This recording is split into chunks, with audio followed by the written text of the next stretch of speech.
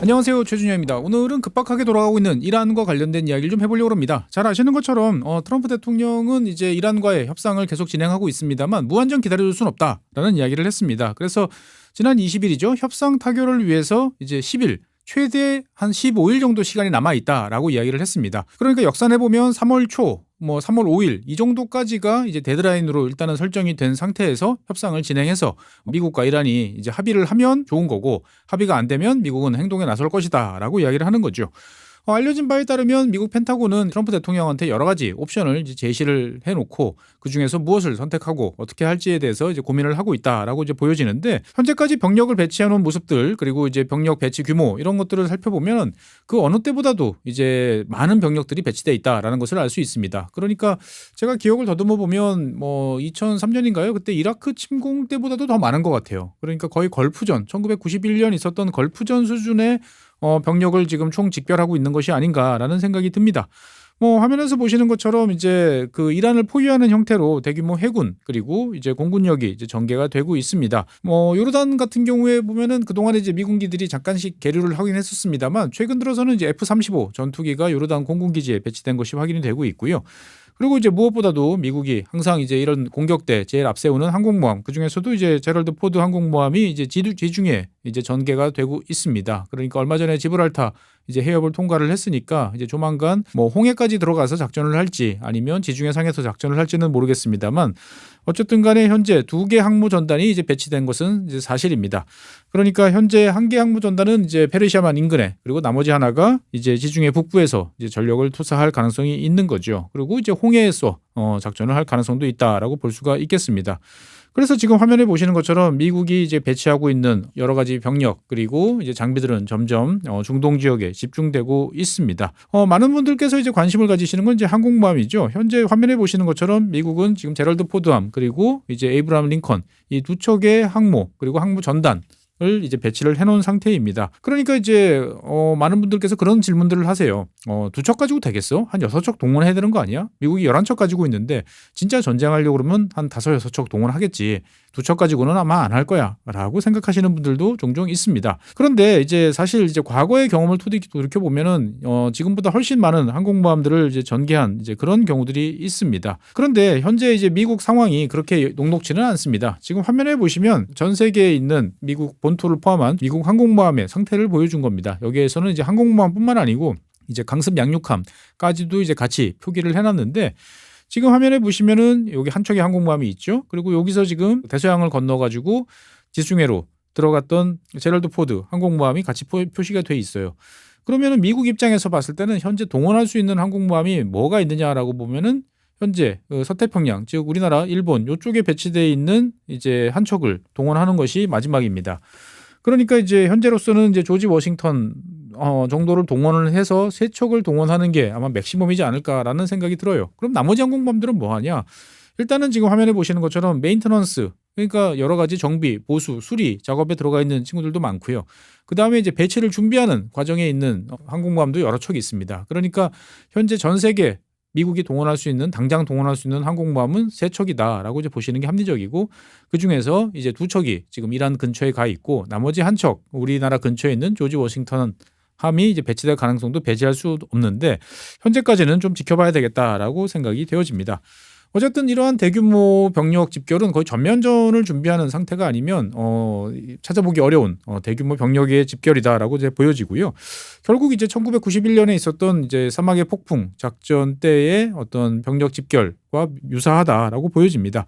당시에 미국은 이제 1990년 8월부터 시작을 해가지고 1991년 1월 달까지, 그러니까 근 5개월 동안 이제 빌드업을 계속 진행을 했었죠. 그래서 어떻게 보면은 빠르게 이라크를 쳐야 된다, 쿠웨이트를 수복해야 된다라는 여러 가지 압력이 있었습니다만, 당시에 미군 당국은 이제 차곡차곡 빌드업하는 전술을 택했죠. 그래서 미국뿐만 아니고 다국 적군의 수많은 전투기, 지상 장비, 병력 그리고 각종 무기들 이런 것들을 모두 배치해 놓고 훈련 그리고 병참 보급 이런 것들을 확보하는 상태에서 이제 공격을 개시를 했습니다. 그리고 이제 한 달 가량의 이제 집중적인 공중 공격을 통해 가지고 이라크의 지휘 통제, 방공망을 무력화시킨 다음에 마지막으로 병력을 투입해 가지고 100시간 동안의 지상전을 통해서 쿠웨이트를 탈환하는 데 성공을 했었습니다. 그러니까 이제 걸프전하고 지금 2026년의 모습을 비교해 보면 공군력이나 해군력 같은 경우에 보면 상당히 유사한 정도의 배치 밀도를 보여주고 있지만 가장 큰 차이는 지상군은 전혀 움직이지 않고 있다라는 점이 가장 큰 차이죠.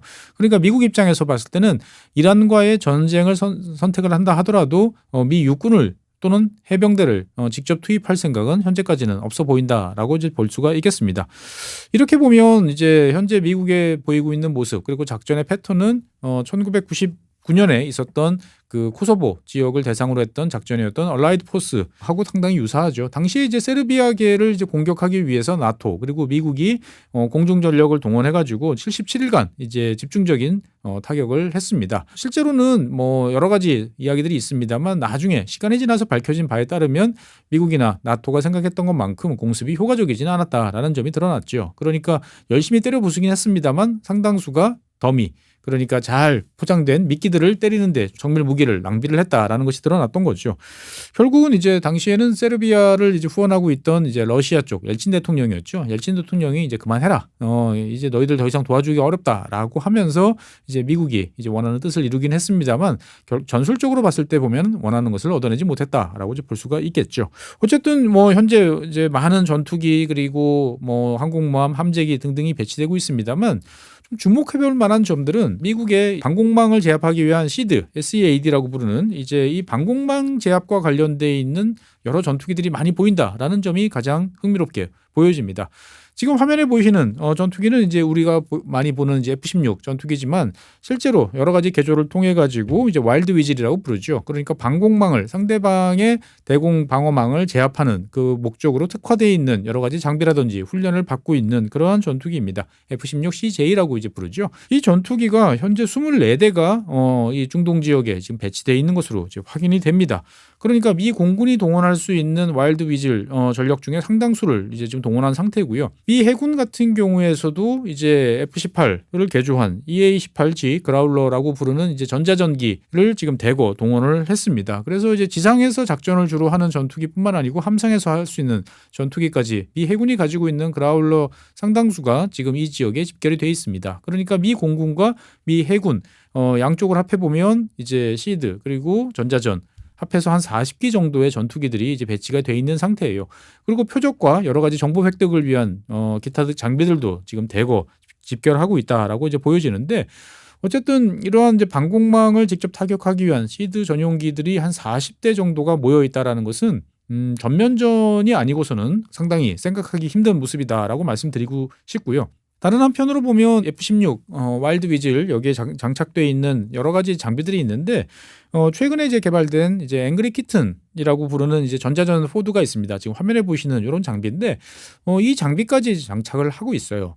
사실 여기에서 이제 좀 생각해볼 변이 있는 게 지난 2025년에 이스라엘과 이란이 12일 동안의 전쟁을 벌였죠. 우리가 알기로는 이스라엘이 이제 이란의 방공망을 완전히 제압하고 무력화시키고 이란 상공을 이제 이스라엘 전투기들이 마음대로 날아다녔다라고 이야기를 했는데 만약에 그렇다라고 생각하면 이제 아직 1년이 안 지난 상태인데 이란이 그때만큼 방공망을 다 회복했다? 복원했다? 사실은 이제 기대하기가 상당히 어려운 이야기죠. 그런데 미국이 지금 이렇게 대규모 시드 전력을 동원을 하고 그다음에 여러 가지 최첨단 장비들을 동원하는 모습들을 보고 있으면 이란의 방공망이 상당 부분 살아있는 것이 아닌가. 오히려 그리고 이스라엘 전쟁 이후에 뭐 중국이라든지 러시아라든지 이런 쪽에서 방공망 지원을 받은 것이 아닌가라는 생각이 좀 듭니다.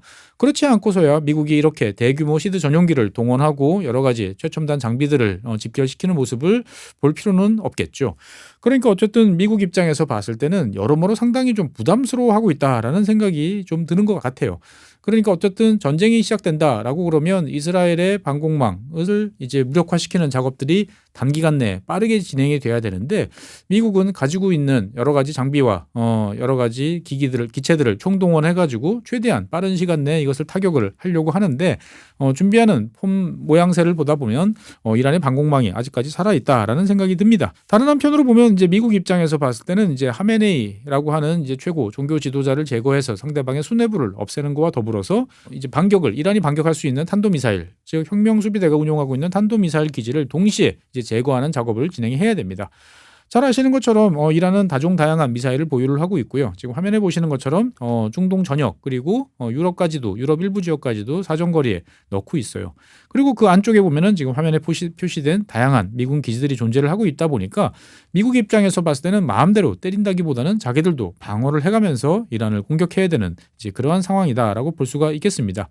물론 이란에 여러 가지 이제 탄도 미사일 발사 기지 장비들이 이제 있는 곳들은 화면에 보시는 것처럼 대다수는 이제 이미 밝혀진 상태예요. 그런데 이제 문제는 이제 이란도 바보가 아닌 이상 이러한 곳들 중에서도 가장 미국이 잘 때리기가 어려운 지역들에 집결을 해놨을 가능성이 높습니다. 즉 안반을 파고 들어간 그러한 지하 기지에다가 이제 미사일을 보관해놓고 히트앤드런 방식으로 치고 빠지기를 하든지 아니면 아예 지하에서 발사하는 이제 이러한 형태로 운용을 하면서 숨바꼭질을 이제 할 가능성이 높은데 과연 미국이 이러한 잘 갖춰진 어떻게 보면은 때리기가 어려운 지역에 있는 지상 목표물들을 하나씩 핀포인트로 빠르게 제거할 수 있을까라는 점에 대해서는 여러 가지로 의문이 좀 제기가 되고 있습니다. 사실 사망의 폭풍 그러니까 이제 걸프전 당시에서는 보면은 미국뿐만 아니고 영국을 비롯한 프랑스 많은 나라들이 전투기를 파견을 해서 같이 작전을 했었죠. 그래서 다국적군이 지원해준 전투기가 한 200기 이상 됐고요. 그리고 이제 공중급유기만 해도 미국과 그 다국적군이 같이 동원한 것이 한 300기 가까이 됐어요. 그러니까 어마어마한 물량을 퍼부어 가지고 한 달 이상을 집중적인 폭격을 하면서 이제 제거를 했는데 그에 비해서 지금 미국이 동원한 전력들은 상당 부분 그에 미치지 못하다라는 점을 볼 수가 있는 거죠. 다른 한편으로 보면 당시에 사막의 폭풍 때는 이제 미국이 동원한 항공모함이 6척이었어요. 근데 지금은 2척이란 말이죠.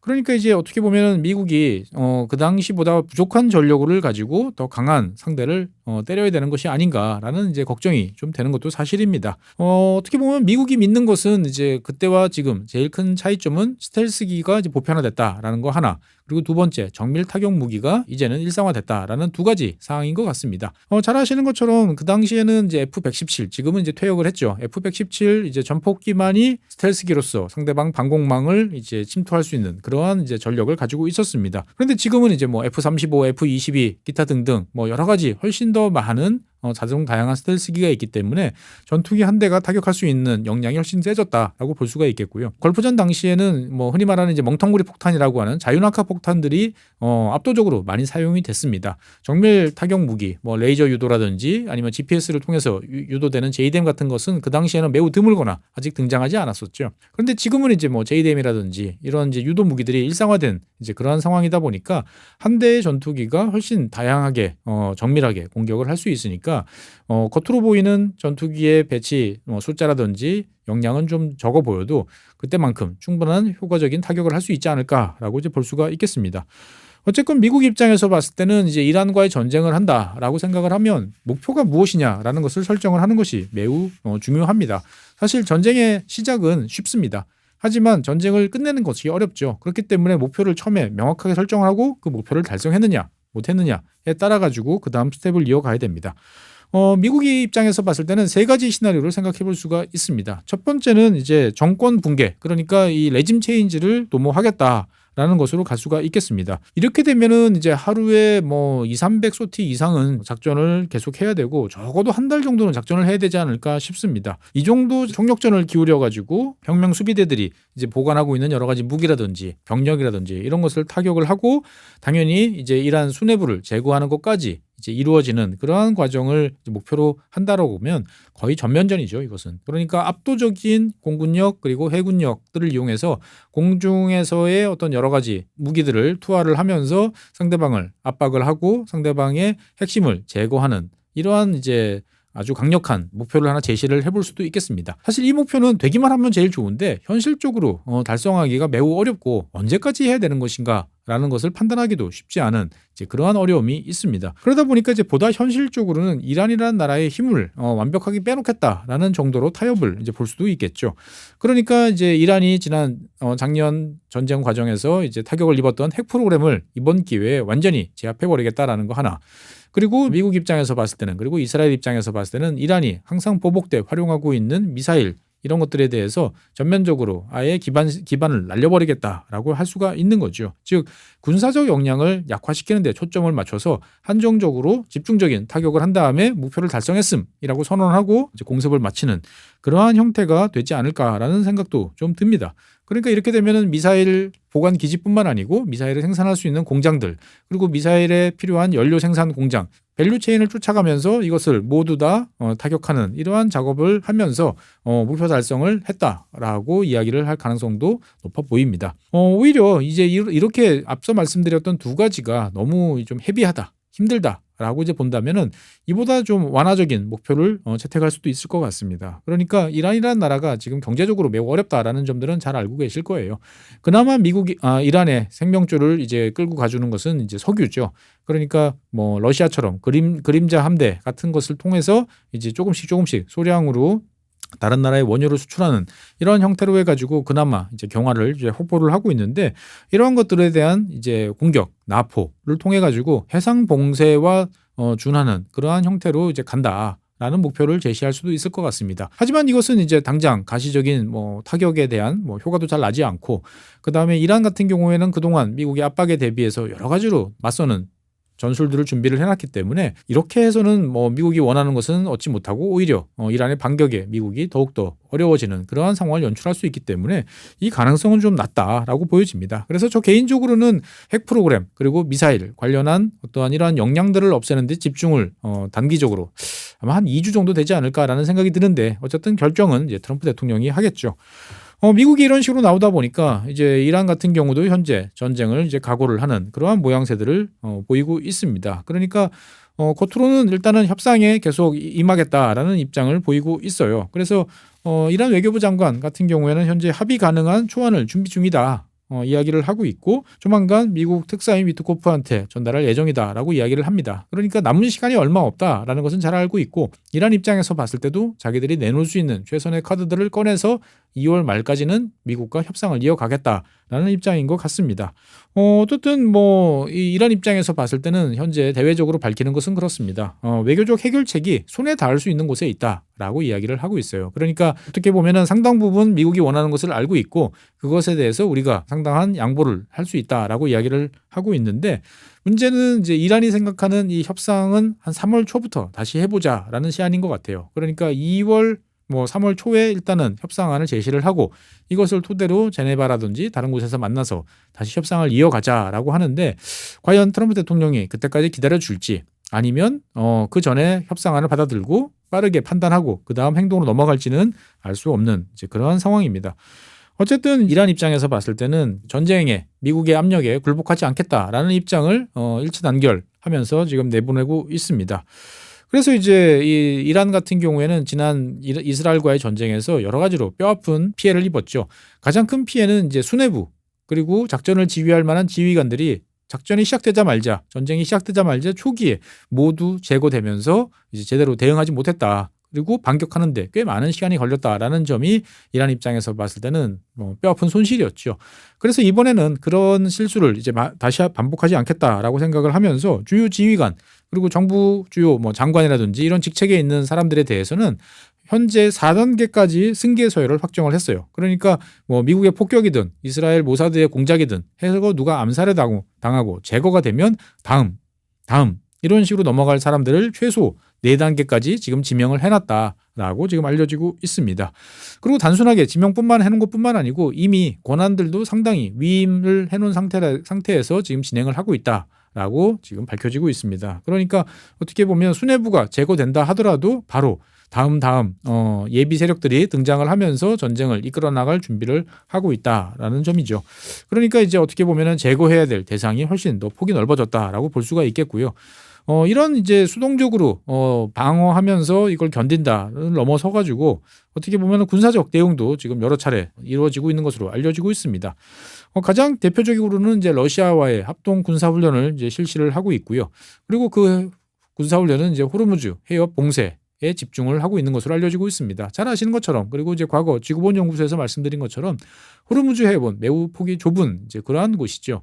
그러다 보니까 뭐 기뢰라든지 드론이라든지 이런 것을 통해서 쉽게 이제 봉쇄가 가능하고, 그 봉쇄를 해제하기 위해서는 여러 가지 많은 시간이 이제 필요합니다.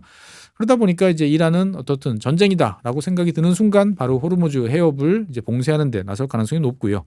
그리고 이제 뭐 테헤란을 뿐만 아니고 많은 지역에서 지금 주요 군사 시설에 대해서 콘크리트 방벽을 건설하고 그 위에 대규모 토사를 얹어가지고 미국의 그 지중 관통탄으로부터 보호하는 그러한 작업들을 꾸준히 하고 있다라는 것이 드러나고 있습니다. 지금 화면에 보이시는 위성 영상 같은 경우에 보면은 과거에 비해서 훨씬 많은 여러 가지 장비라든지 이런 것들이 이제 비축이 되고 있다라는 점들을 이제 보여주는 거죠. 그리고 이제 만약에 전쟁이 벌어진다 그러면 이란 입장에서 봤을 때는 가지고 있는 모든 것, 기뢰, 미사일, 잠수함, 드론 이런 것들을 총동원해가지고 방어와 공격을 진행하는 이러한 전술을 채택을 할 가능성이 높고, 그리고 이제 핵심 시스템, 그러니까 뭐 핵이라든지 아니면 전략 미사일 이런 거 같은 경우에는 지하로 이동을 시켜서 어떻든 상황을 파악하면서 대응하는 이러한 전술을 택할 수도 있겠습니다.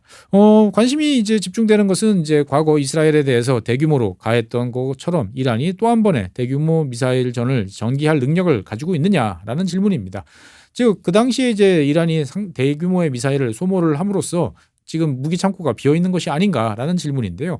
여기에 대해서는 여러 가지 평가가 좀 엇갈립니다. 어쨌든 이란이라는 나라는 뭐 최대로 풀로 가동하면 매월 한 200~300발 정도의 미사일은 생산할 수 있는 역량을 갖추고 있으니까 벌써 전쟁이 끝난 지 벌써 6개월 이상이 됐죠. 그러니까 그렇게 단순 계산해 보면 2,000발 이상의 신규 생산 미사일을 이미 확보하는 상태고, 추가적으로 뭐 보관하고 있던 거, 그 다음에 생산 캐파를 더욱더 증설해서 만든 거, 이런 거 저런 거 다 합하면 한 15,000발 정도는 보유하고 있는 것이 아닌가, 이제 맥스로 봤을 때 이렇게 분석하는 견해도 있고요. 그거는 너무 많지만 어떻든 간에 주변 국가들을 타격할 만큼의 그러한 역량은 지금 보존하고 있다라는 이야기들은 대체적으로 동의되고 있는 것 같습니다. 그러니까 이란 입장에서 봤을 때는 뭐 당연히 미국이 공격을 하면 미국 항공모함이라든지 미군 기지를 직접적으로 공격하는 것을 넘어서 미국과 협력하는, 당연히 그 타겟은 이스라엘이겠죠. 이스라엘을 비롯한 주변 국가들에 대한 공격을 통해서 어떻게든 만만하게 우리는 그냥 주저하지 않겠다라는 입장을 보일 것 같습니다. 이란 입장에서 봤을 때는 지금 핵 협상에 대해서는 여러 가지로 유연성을 발휘하고 있어요. 그러니까 뭐 자기들이 보유하고 있던 핵농축 물질들, 이것들 해외 반출 이런 것들도 오케이. 그리고 농축 권리만 보장이 된다 그러면 농축 우라늄 더욱더 희석시켜가지고 지금 갖고 있는 거 그냥 평화적 이용하는 정도 수준까지 낮추는 것도 얼마든지 가능하겠다. 그리고 우리 이란을 믿지 못하면 우리 주변 국가들, 주변의 아랍 국가들과 함께 더불어서 지역 차원에서의 공동 농축 관리 프로그램을 만들어서 우리가 참여하는 것도 가능하다라고까지 이야기를 해요. 그러니까 핵무기와 관련돼 있는 핵카드와 관련된 것들은 상당히 유연성이 있어요. 그런데 문제는 미사일에 대해서는 절대 타협을 하지 않겠다라는 입장인 거죠. 왜?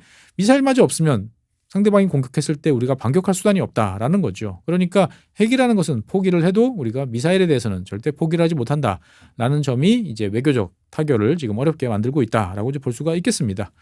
어쨌든 미국과 이란의 이러한 긴장 고조는 점점 높아지고 있고, 뭐 전쟁 가능성에 대해서 50%는 이제 넘는다라는 이야기들을 많이들 하고 있습니다. 뭐 일각에서는 90%까지 이야기를 하고 있는데, 중요한 점은 이 전쟁이 미국과 이란 두 나라의 전쟁이 아니고 플러스 알파, 즉 이스라엘도 여기에 대해서 분명히 같이 끼어들 가능성이 높은 거죠. 최근에 이스라엘 뭐 정보, 군 관계자들이 이제 워싱턴을 방문하는 횟수가 매우 잦아졌습니다. 그러니까 그 어느 때보다도 이스라엘과 미국이 이란 공격과 관련돼 있는 여러 가지 정보를 교류를 하고 작전을 공동으로 수행한다라는 원칙에 합의한 것이 아닌가라는 이야기들이 나오고 있습니다.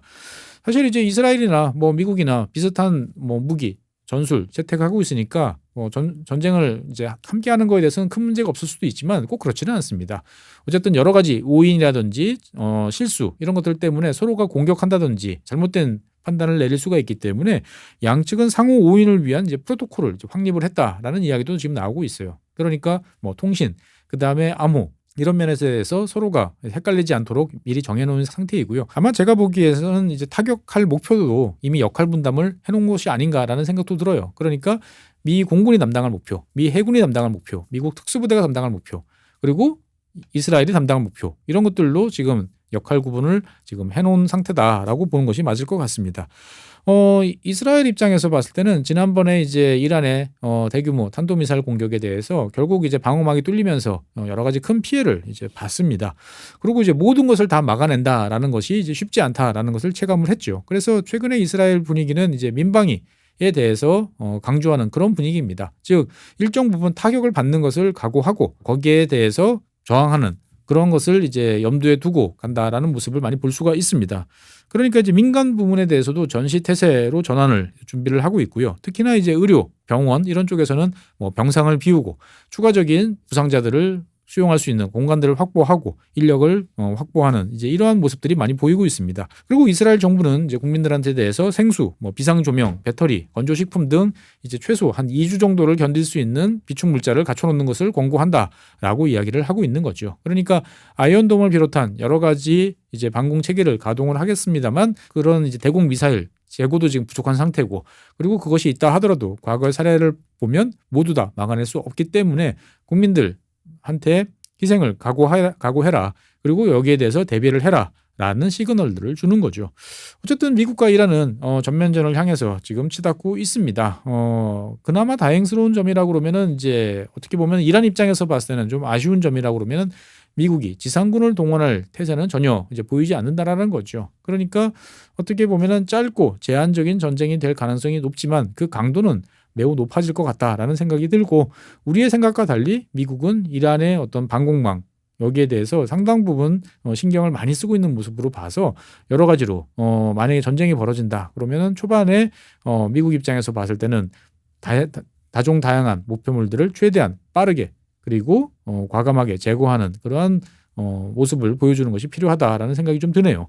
결국 뭐 양국이 막판에 벼랑 끝에서 이제 타결을 할 가능성을 배제할 수는 없습니다만 여러 가지 지금 상황을 놓고 보면 이 정도 배치를 해놓고 특별한 어떠한 획기적인 외교적인 타결책 없이 카드를 내려놓기에는 이미 너무 멀리 왔다라는 생각이 좀 듭니다.